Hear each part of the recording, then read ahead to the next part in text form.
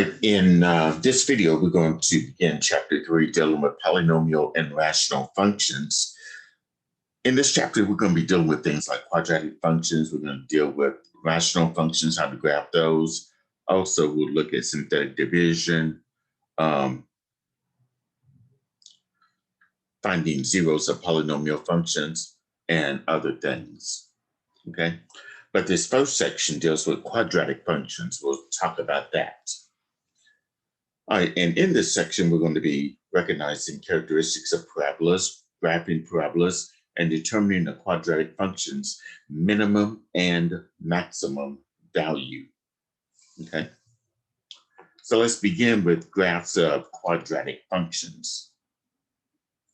All right, a quadratic function is any function of the form f of x equal to ax squared plus bx plus c. And that is where a, b, and c are real numbers where a is not equal to 0. That's the coefficient of your x squared term. That cannot be equal to 0. Now, the graph of any quadratic function does have a special name, and it is called a parabola. Now, parabola is going to be the graph of any quadratic function that is shaped like a cup. Okay. And I do have a couple of parabolas here to show you. And that will be down here, as you can see. One's going to be upward, the other one is downward. Now, if your a, that's the coefficient of your x squared term, if it's positive or greater than 0, that means the graph of the parabola will be opening upward, as you can see here. Or if your a is less than 0, that means your parabola will be opening downward like this. Okay, and every parabola does have a vertex. Now the vertex usually is called the turning point. If it's opening upward, then that means that's going to be the lowest point on the graph when it opens upward, or if it's opening downward, it's going to be the highest point on that graph. Okay, so here's just a couple of examples of where the vertex is. Usually when it opens upward, that means you have the vertex as its lowest point. Or if it's opening downward like this one, it's going to be the highest point on that graph. And also we have something called the axis of symmetry. That's going to be this vertical dotted line going through the vertex. And it is a line that crosses the vertex and separates the parabola into two equal parts. Okay. Now, what will happen here is that the left side of the parabola becomes the mirror image of the right side. Okay. So in other words, if I was to fold the paper along the axis of symmetry, then what's on the left side of this graph should lie directly on top of the right side of the graph. That's what we mean by symmetry. Okay. So those are just some of the basic things that are in a quadratic function or in a parabola. Okay. All right, now let's look at how to graph a quadratic equation in standard form. All right, now when it's written in standard form, it's going to be this. F of x is equal to a times the quantity x minus h squared plus k. The restriction here is your a, that's the number in front of the parentheses, cannot be equal to 0. Now, when it's in standard form, we can easily identify the vertex and the axis of symmetry. The vertex is going to be the ordered pair h comma k. All right, so this is your h. That's the x coordinate of your vertex. Now, I need to mention something about this. When you identify h, you have to take the opposite sign for your h. In other words, if this was h plus h, then your h will be negative. And for minus h, your x will be positive. Your h will be positive. the k is going to be whatever sign it is, positive or negative. And then your axis of symmetry would be x is equal to whatever the x coordinate of that vertex is, and that's h. And again, if your A is positive, it opens upward, or if A is negative, it opens downward. Okay, so like in this first example, or the first two examples, we're just going to find the coordinates of the vertex defined by this quadratic equation. F of x is equal to 2 times the quantity x minus 1 squared minus 2. As you can see, it is in standard form. So the vertex, that's going to be h comma k. And notice in this case here, we have a minus 1. The opposite of that would be a positive 1. So the h is going to be positive 1. The 2 is on the outside, whatever that is, whatever sign that is, we bring that with it. So it'll be negative 2. It's only the h that you take the opposite sign. So the vertex of this parabola will be 1, negative 2.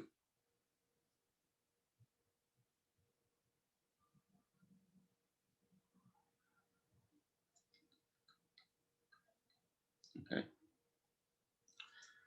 And also, let's mention this, since we have it, that A is the number in front of the parentheses, which is 2. It is positive, so that means that the parabola would be opening upward if we were to graph this on a coordinate plane.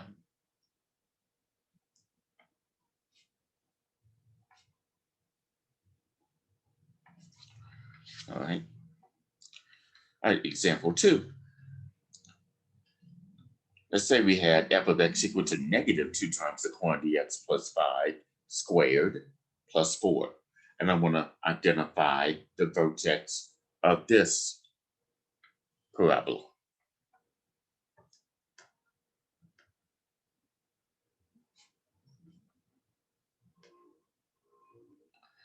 Well, the vertex, of course, is hk.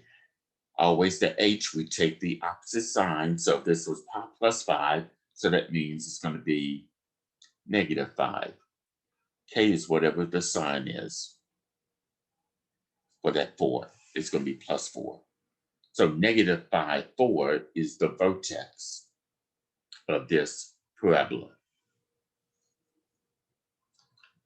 And of course, if I want to identify or determine whether the parabola opens upward or downward, take a look at the number in front of the parentheses. That's your A. It's negative 2. And it is negative, so that means that the parabola will be opening downward if you were to graph this on the coordinate plane. Oh, and before we move on, let's identify the axis of symmetry for examples 1 and 2. So back to example 1. If I want to identify the axis of symmetry,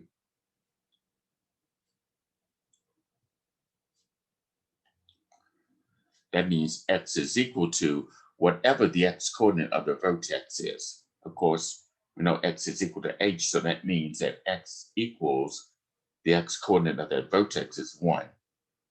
So the vertical line x equals 1 represents the axis of symmetry for this parabola. And in example 2, if I want its axis of symmetry, that's of course x equals h.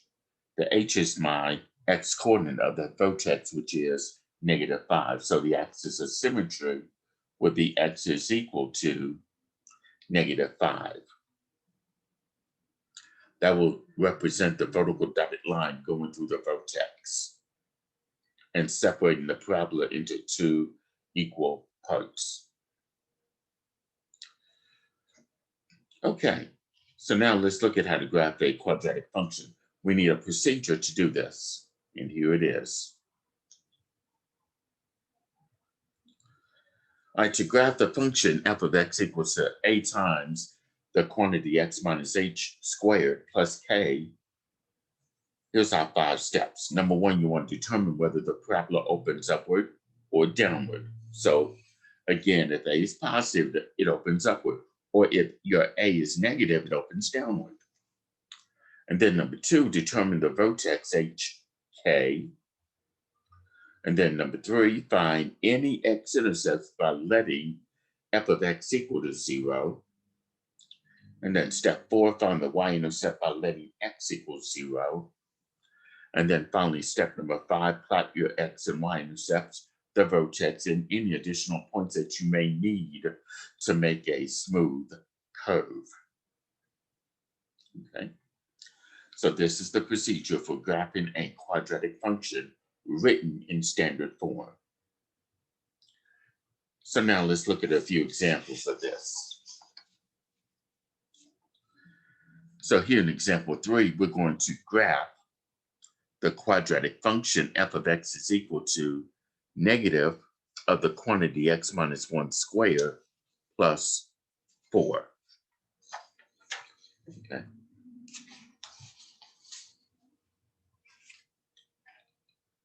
So now we're going to use that 5-step procedure to graph this.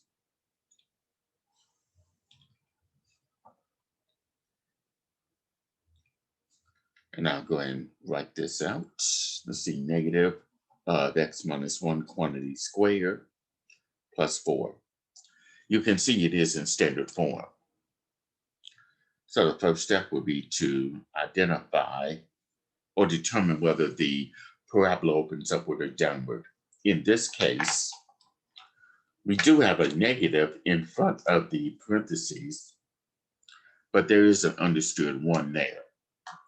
So my A in this case is going to be negative 1. Now, since A is negative, this tells me that the graph of this parabola will be opening downward, because here A is negative. If it was positive, it would open upward. And then number 2, step number 2, identify the vertex. Well, that's easy because it's already in standard form. The vertex is h comma k. The h, we always take the opposite sign. It says minus 1, but that h will have to be plus. The k on the outside is whatever that sign is. It'd be positive 4. So the ordered pair 1, 4 is the vertex for this parabola. And I might as well include axis of symmetry, because you're going to need that in order to get an idea what that parabola will look like. That's always x equals h, and h is the x coordinate of the vertex. In this case, it's going to be 1. So that means x equals 1 is the axis of symmetry. That's going to be that vertical dotted line going through the x-axis and through the vertex. All right, step number 3. We need the x-intercepts.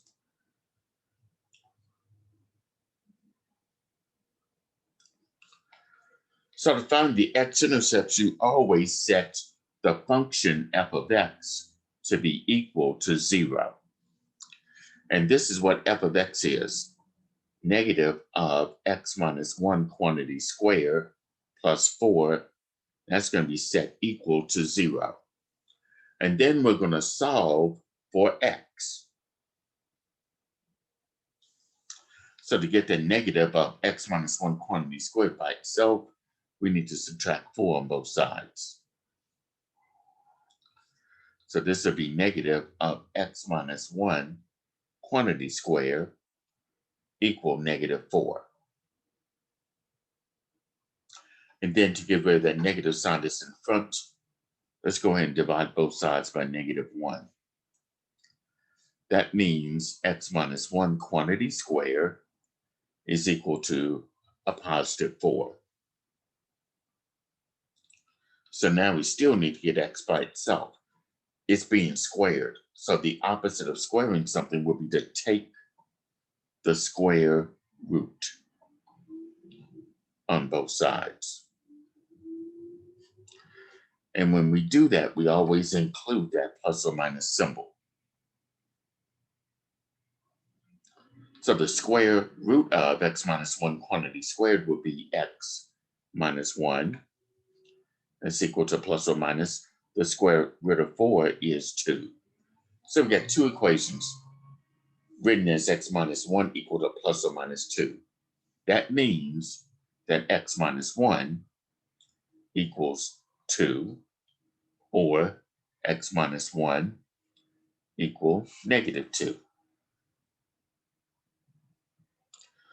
So x minus 1 is equal to 2 means x is equal to 3. Or for the x minus 1 equal to negative 2, that means x is equal to negative 1. All right, so these x values represent the x-intercepts. That's where this graph will be crossing the x-axis at 3, 0, and negative 1, 0. Those are my x-intercepts. And then step number 4 is identifying the y-intercept.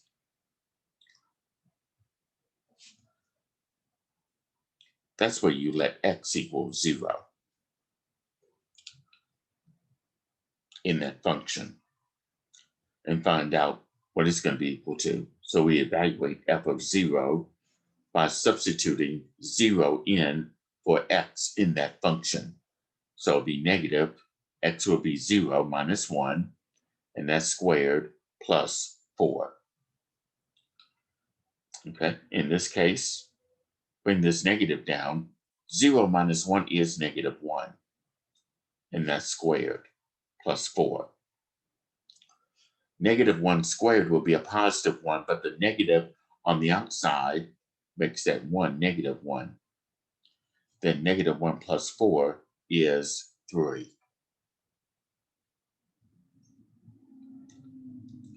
So here the y-intercept is the ordered pair 0, 3. That's the point where the graph is going to be crossing the y-axis. Okay, so now let's go ahead and take all this information that we have here and graph this parabola. All right, first of all, we know it opens downward. The vertex is going to be 1, 4, so that means I need to go to the right one and up 4. And my axis of symmetry is x is equal to 1.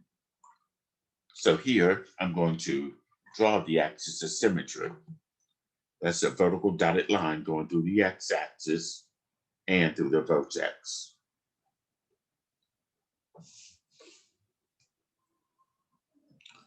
That's the axis of symmetry.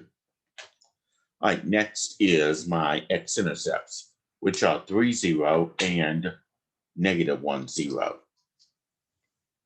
So I go to the right 3, and that's on the x-axis. Then I go to the left 1, that too is on the x-axis.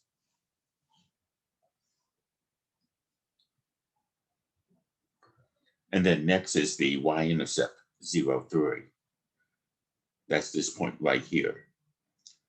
Now, here's an additional point that I'm going to need here. And the way I do that is this. Compare the distance from the y-intercept to this axis of symmetry. That y-intercept is one place to the left. Okay, and keep in mind symmetry is where the left side is the mirror image of the right side. So if that y-intercept is one place to the left, then a point on the right side of the axis of symmetry has to be one place to the right. Okay, there you have it. Because again, the y-axis is the y-intercept is one place to the left. The other point on the opposite side of the axis of symmetry must be one place to the right with the same y coordinate. Okay, so these are all the points I'm going to need to draw the graph of this parabola.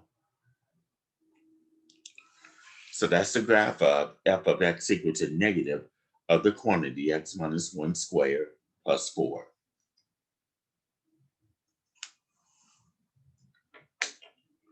Okay. All right, here's the next example. Suppose we have this. We want to graph the quadratic function f of x equal to x minus 2 quantity squared plus 1.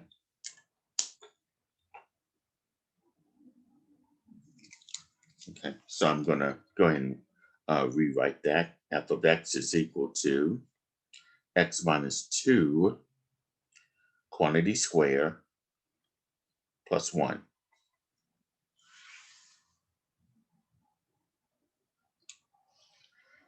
Okay, so now step number 1 is to determine whether the parabola opens upward or downward.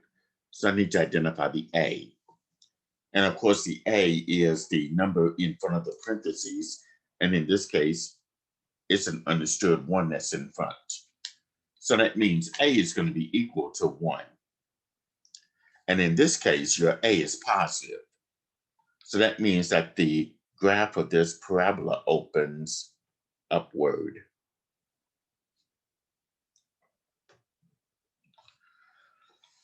Here, the graph of this parabola opens upward. And then step number 2 is to find the vertex. It's in standard form, so we got h comma k. Here, the h is right here. It says minus 2, but the opposite of minus 2 would be a plus 2.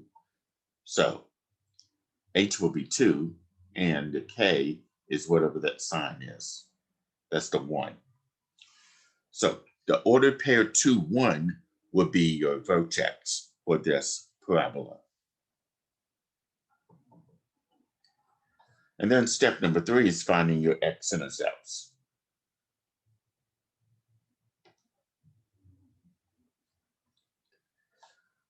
To find the x-intercepts, you let f of x equal 0.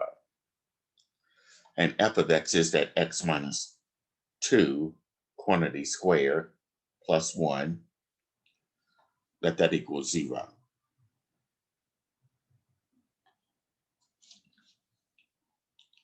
And then next, get that x minus 2 quantity squared by itself. We're adding 1, so I need to subtract 1. So that means x minus 2 quantity squared equals negative 1. And then to get rid of the square, I need to take the square root on both sides and include plus or minus here. Well, the square root of x minus 2 quantity squared is x minus 2. But the square root of negative 1, if you recall, is I. Now notice here, I'm going to have a pair of imaginary numbers when I solve for x by adding 2 on both sides. This is what I will have. X is equal to 2 plus or minus I. Here I got a pair of imaginary numbers which I will never be able to graph on a coordinate plane. I can't graph imaginary numbers on this coordinate plane at all. And another way you can look at it is this. If I plot the point 2, 1, and if I know that parabola opens upward, it's never going to cross the x-axis. So in this case, this parabola will have no x-intercepts. And that's because I came up with a pair of imaginary numbers. So there is no x-intercept.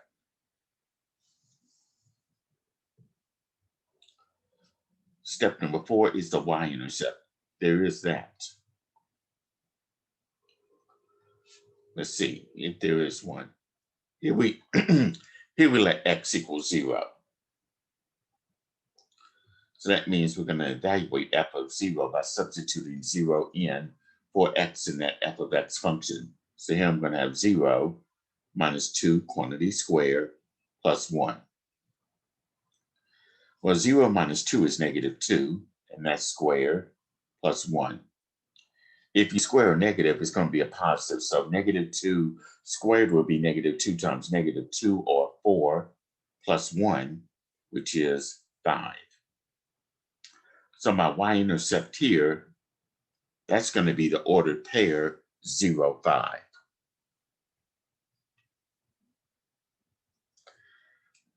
Now let's take what we already have and graph this on a coordinate plane.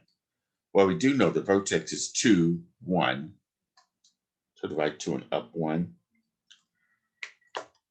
And I'm also forgetting something else, that all-important axis of symmetry. Let me add this here as well.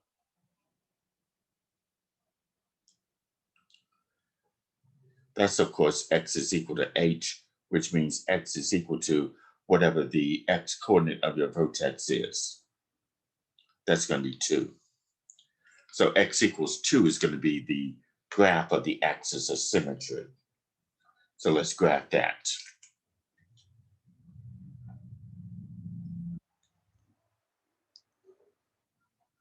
It's that vertical dotted line going through the vertex and the x-axis.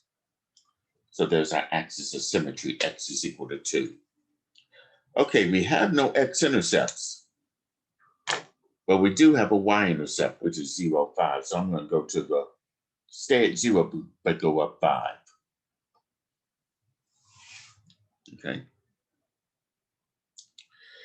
Now I know something here, that the y-intercept is 5, but that's 2 places to the left of the axis of symmetry. So that means what's to the right has to be 2 places to the right. Okay, because the left side has to have the mirror image of the right side. Okay, I'm still going to need some additional points here. So what I'm going to do here is, let's try x equal to 1 and see how that would work. Let's see. If I let x equal 1, and I'm going to substitute 1 in for x in f of x. So this will be f of 1. That's equal to 1 minus 2 quantity squared plus 1. And then 1 minus 2 is -1, and that's squared plus 1. -1 squared will be 1, and 1 plus 1 would be 2. So another point would be the ordered pair 1, 2. So here's 1 and then up 2. And then if this point is 1 place to the left of the axis of symmetry, then the point on the opposite side has to be 1 place to the right. So that point would be right there. So now I have enough points to graph this parabola.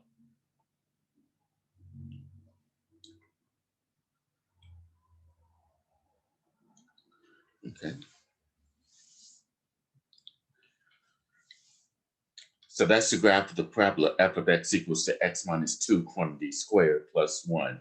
And this is also an example where you're going to need additional points, an adequate number of points, so that way you can draw the graph of that particular curve. Okay.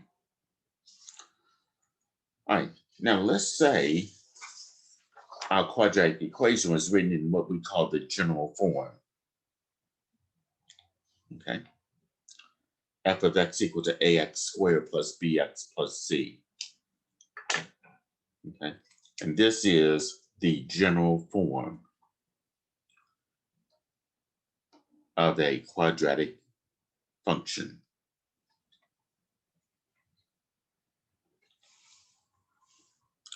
So when it's written in that general form, the vertex is going to be found differently. You're not going to be able to directly identify that vertex.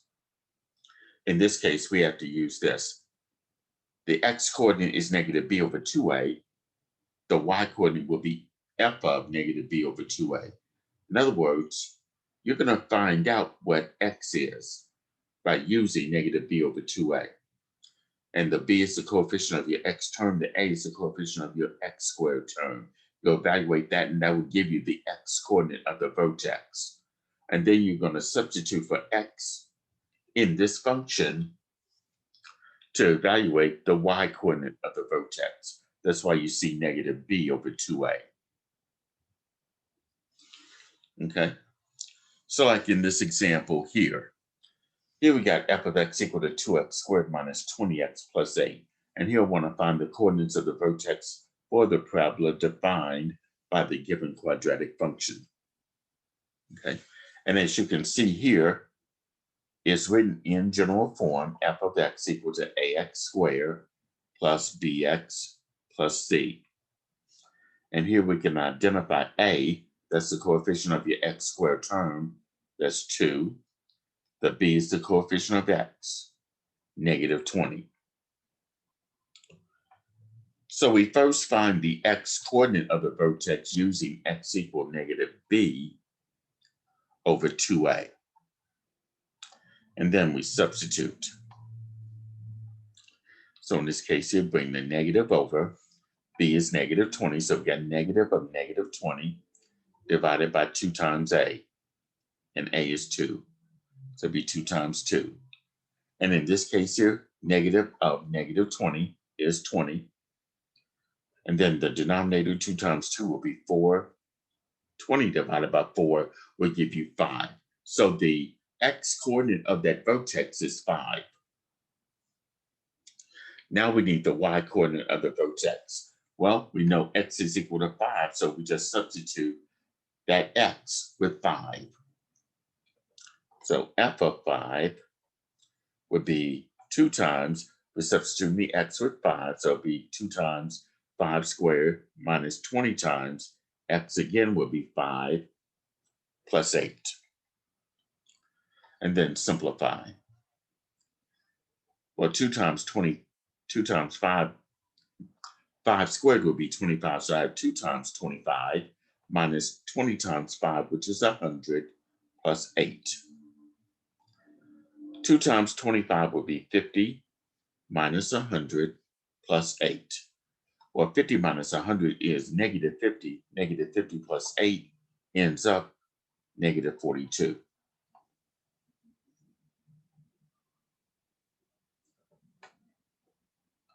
So the vertex of this parabola would be the ordered pair x is 5 and the y coordinate of that vertex negative 42. So the ordered pair 5, negative 42 would be the vertex.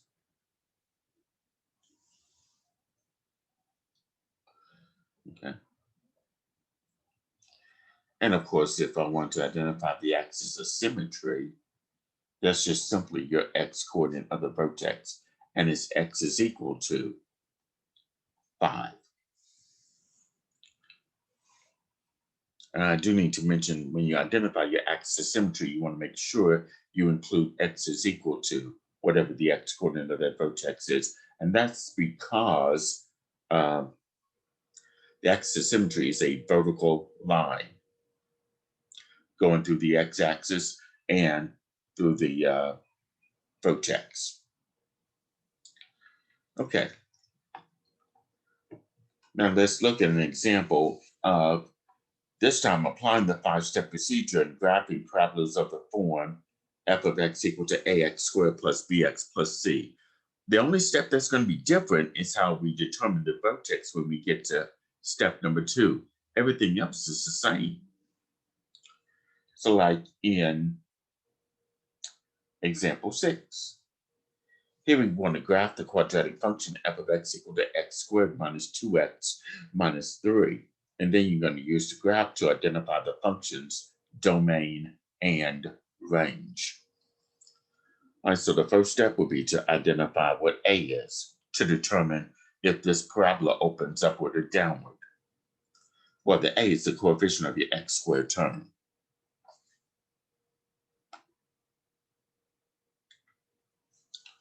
That's in this case is a 1. So I just put a 1 there in front, but that's understood to be there. So that means A has to be equal to 1. And it is a positive 1. So that means that the graph of the parabola opens upward.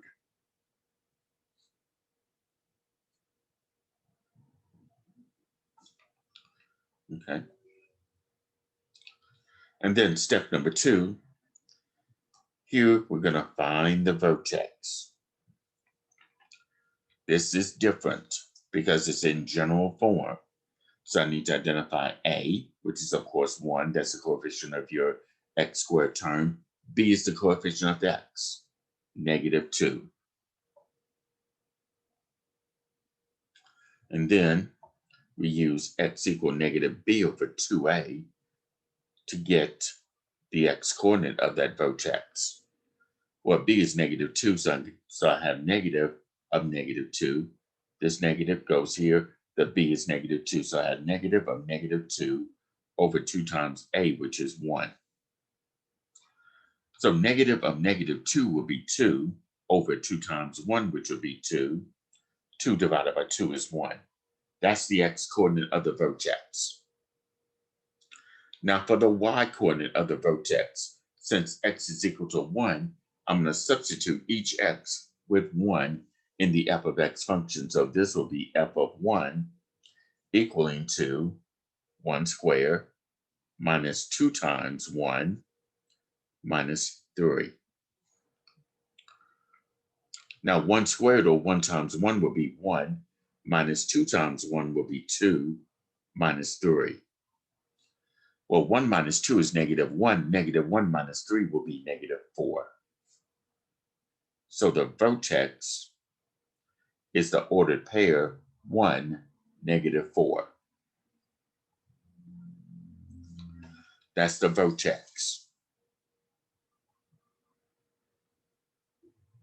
And now step number 3 is finding your x-intercepts.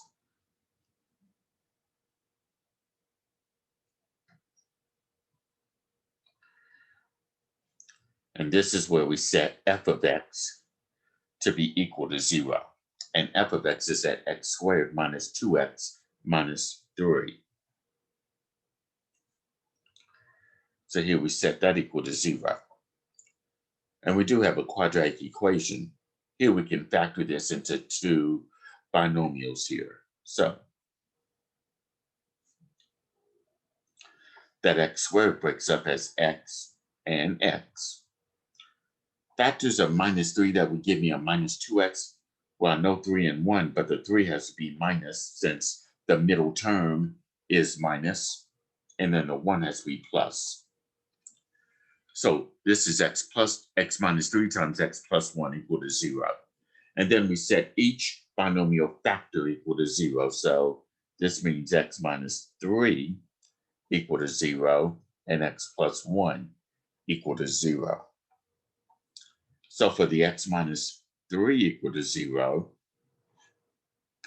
that means x is equal to 3. And then for the x plus 1 equal to 0, that means x is equal to -1. So my two x-intercepts are going to be the ordered pair 3, 0 and -1, 0. That means that the parabola will be crossing the x-axis at the points 3, 0 and -1, 0.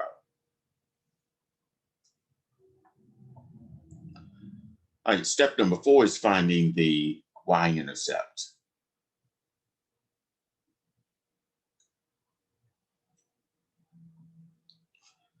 That's where we let x equal 0 here. So we evaluate f of 0 by substituting 0 in for each x. So this will be 0 squared minus 2 times 0 minus 3. So in this case here, 0 squared is 0, minus 2 times 0 is 0. Bring down to minus 3, this will end up being -3. So my y-intercept is the ordered pair 0 and -3. Okay, and now we're going to plot this on the coordinate plane using the information we have. And I always forget to do the axis of symmetry. I'll do that. I'll write that here.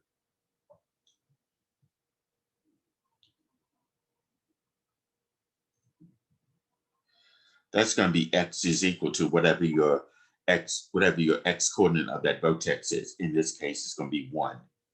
So x equals 1 will be your axis of symmetry. All right, so let's plot all of this. The vertex is 1, -4, so we go to the right 1 and down 4. And draw in the axis of symmetry. X is equal to 1.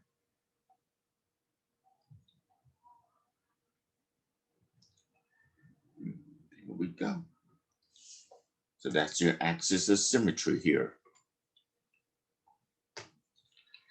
All right. Now for the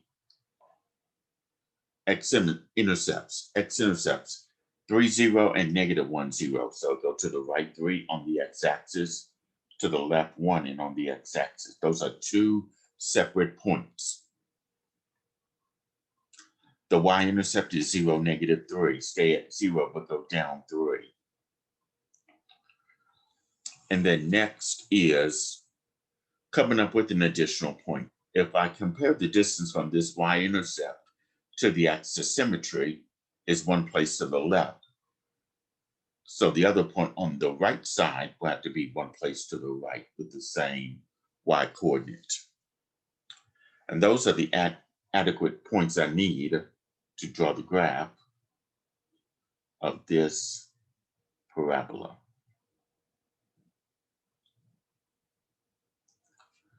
So that's the graph of the parabola f of x equal to x squared minus 2x minus 3.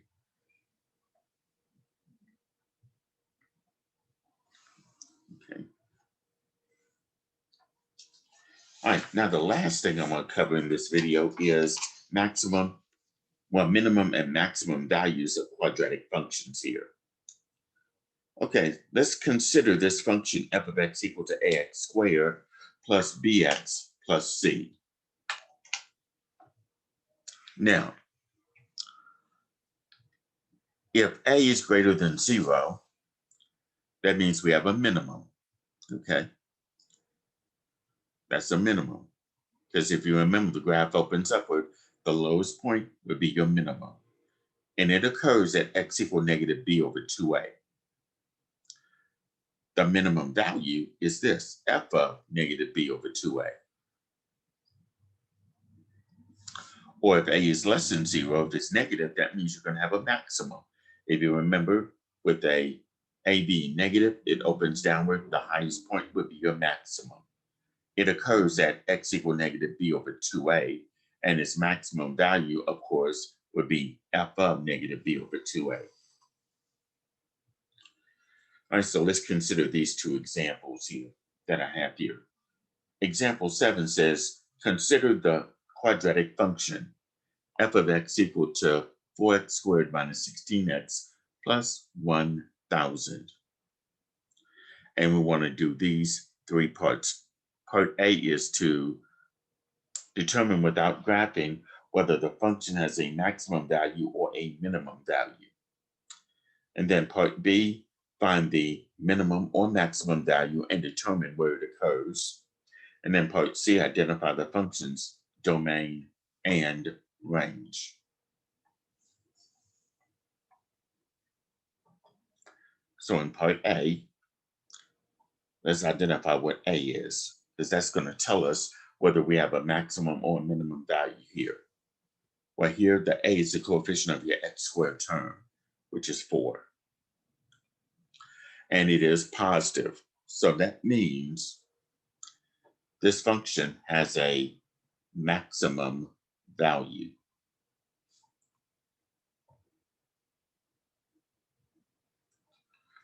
A maximum value. Now, part B, we're going to find the maximum value in this case and where it occurs. Okay. So we need to know what A and B are going to be. In this case, we already know what A is. That's 4 from the coefficient of your x squared term. the b is the coefficient of x, that's negative 16. And that's where we use x equal negative b over 2a. That tells us where it occurs. And we can easily find out what that maximum value is going to be. And I take that back. It's not maximum. A is positive. It's a minimum value. Not maximum, minimum. Because for a maximum value, that A had to be negative. Okay.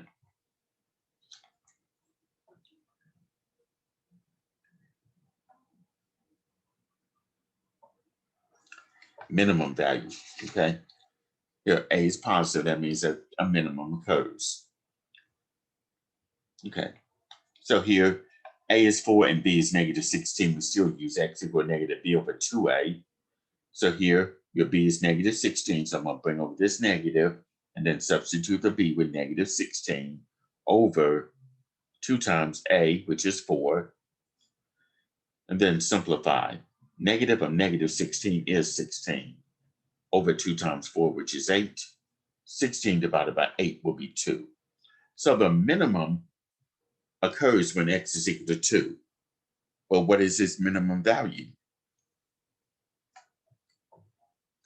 That's where we substitute 2 in for x in this f of x function. So f of 2 will be 4 times 2 squared minus 16 times 2 plus 1,000. All right. So here 2 squared, that's 2 times 2, which is 4, times the 4 in front is 16, minus 16 times 2 is 32, plus 1,000. Well, 16 minus 32 is negative 16. Negative 16 plus 1,000 will be 984. That's your maximum value, 984. It occurs when x is equal to 2. And then part C is to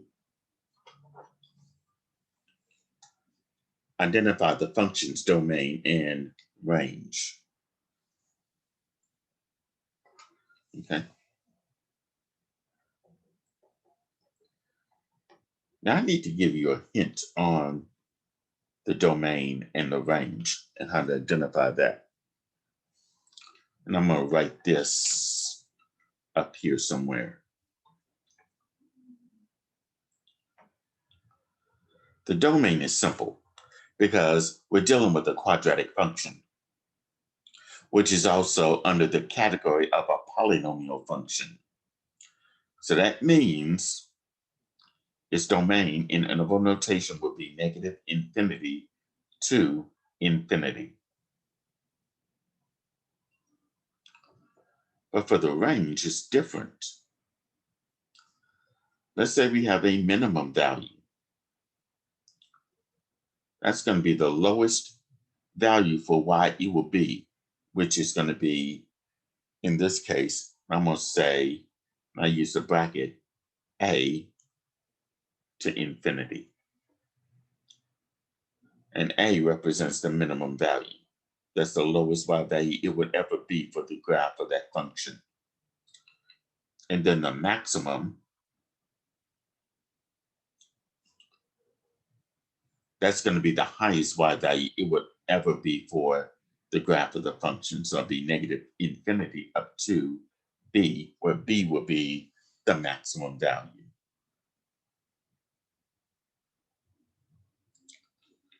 All right, so in this case here, since we're dealing with a quadratic function, the domain is easily going to be negative infinity to infinity, because any x value that you assign to it, you're always going to get a f of x value for it. And then the range, here the minimum is 984. That's the smallest y value it would ever be. So it has to be from 984 on up. And we do include 984. That's why I use the bracket. So from 984 to infinity, that would be the domain, the range in interval notation.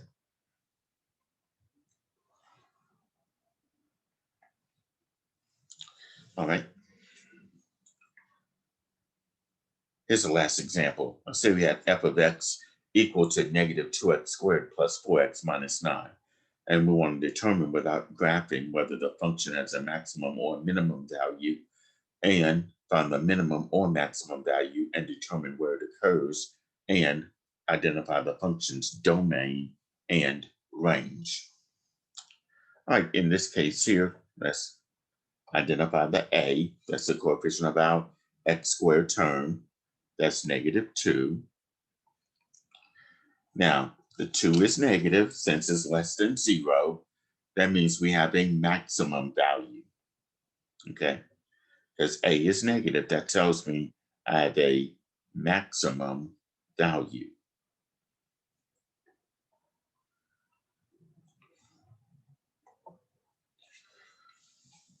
Now, part B is finding that maximum value and where it occurs. So this is where we use x equal to negative b over 2a. And by the way, your a is going to be negative 2, of course. The b is the coefficient of x, that's going to be 4. Okay. So now we do some substitution here. B, of course, is 4, so I got the negative in front, that'd be negative 4 over 2 times a, which is negative 2. And then 2 times negative 2 would be negative 4, so negative 4 divided by negative 4 is 1. So we know the maximum value occurs when x is equal to 1. But what is that maximum value? Well, to find out what it is, we take x equals 1 substituted for x in the f of x function. So f of 1 is negative 2 times 1 squared plus 4 times 1 minus 9. Now, 1 squared will be 1, but 1 times that negative 2 would be negative 2, plus 4 times 1, which will be 4, minus 9. And then negative 2 plus 4 will be 2, 2 minus 9, negative 7. So negative 7 is the maximum value, and it occurs when x is equal to 1.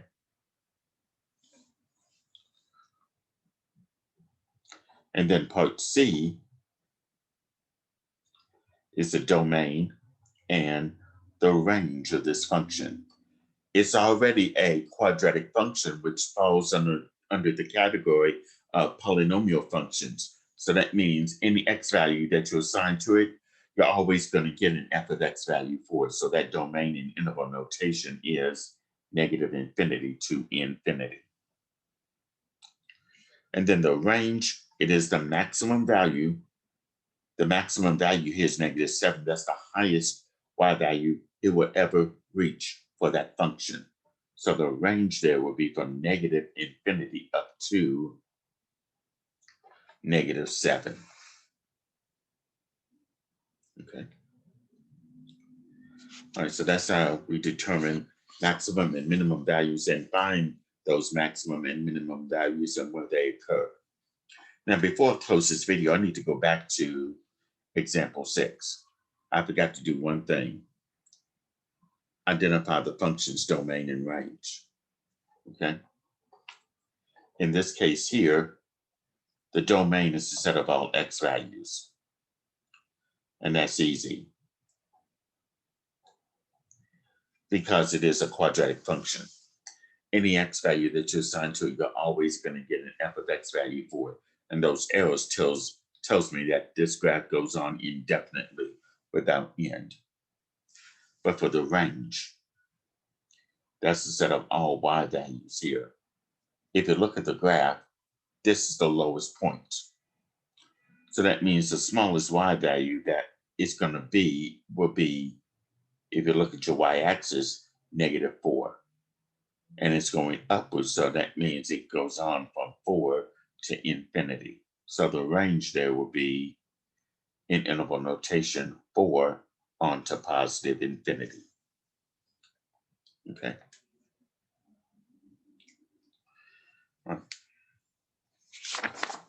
All right, so that does conclude this video on section 3.1, dealing with quadratic functions. Feel free to email me just feel free to email me, preferably if you have questions about the homework in my math lab or questions about any of the examples done in this video.